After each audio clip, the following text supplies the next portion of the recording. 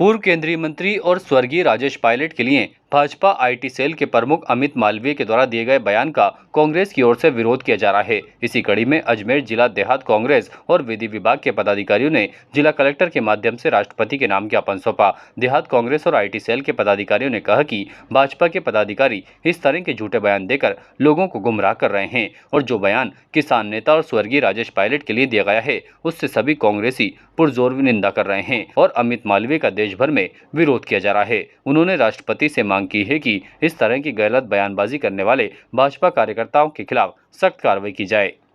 BJP IT cell के जो प्रमुख हैं मालवीय जी है, वो एक जिम्मेदार पद पे बैठे हैं और उन्होंने ये जो स्टेटमेंट और इस बात को जो बढ़ाई है कि राजेश पायलट जी द्वारा वहाँ पे मिजोरम में बम फेंका गया, तो ये क्या ये उन्होंने किसी नौसिखिएपन में कराई है? ये इनकी प्रवृत्ति है। ये जानबूझ के इस तरह की बातें भ्रामक प्रचार करते हैं क्योंकि इन बातों से ये आम जनता जो मासूम जनता है उनको बरगला देते हैं। जब तक मासूम जनता इस चीज़ को तथ्यों को समझती है तब तक वोट डल जाते हैं और कई तरह की कार्रवाइयाँ मानसिकता बन जाती है। तो ये इन लोगों की रीति नीति है। कांग्रेस के बड़े बड़े नेताओं के लिए इन्होंने ऐसे भ्रामक प्रचार करके कांग्रेस से सत्ता मतलब इस झूठ की बुनियाद पे इन्होंने जीती है। 2014 में भी ये हुआ है, 2019 में भी ये हुआ है, लेकिन अब चूंकि जनता समझ गई है, अब इनके भ्रामक प्रचारों में जनता भी नहीं आएगी। और आईटी सेल का एक प्रमुख जो मालवीय जी, उनके लिए भ्रामक रूप से झूठे तथ्यों के आधार पर ये कह रहे हैं कि मिजोरम में आइजोल पे उन्होंने वायुसेना में रहते हुए वहाँ पर बम बरसाए थे। तो कितना झूठ है, वो उस टाइम वायुसेना में थे ही नहीं।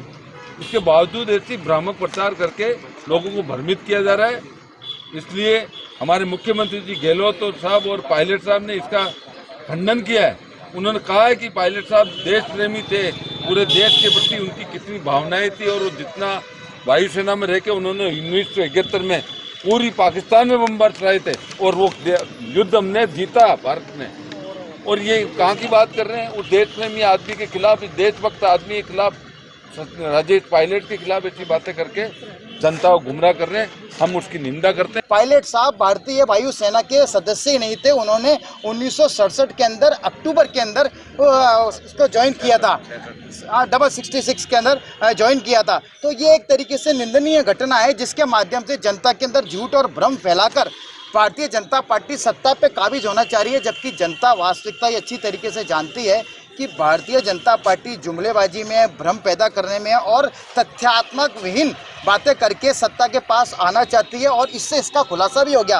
अब आप देख लीजिए इससे बड़ी शर्म की क्या बात होगी कि भारतीय जनता पार्टी के आईटी सेल के संयोजक जो सबसे बड़े चीफ हैं, उन्होंने तथ्यात्मक बातों को बिल्कुल दरकिनार करते हुए एक झूठी चीज़ सार्वजनिक करी। इसके लिए तो मैं कहता हूं उनको इस्तीफा देने के साथ साथ में पूरी देश की जनता से माफ़ी मांगनी चाहिए कि उन्होंने एक झूठ जनता में फैलाया और वो झूठ आज ये स्थिति में है कि वो उनको ये झूठ जनता के सामने आ चुका है और वो इनको सरकार से बाहर करने के लिए पर्याप्त है। RS hospital the name of trust doctor Jaiprakash Kewalani के सानिध्य में सुपर स्पेशलिटी चिकित्सा सुविधाएं, ऑर्थोपेडिक सर्जरी, न्यूरो एवं spine, urology, general surgery, asthma, दमा, श्वास, टीबी, नाक कान गला और साथ ही मुख्यमंत्री स्वास्थ्य बीमा योजना के अंतर्गत निःशुल्क इलाज हेतु अनुबंधित हॉस्पिटल, 24 घंटे आपातकालीन सेवाएं, digital x-ray, pathology lab, pharmacy.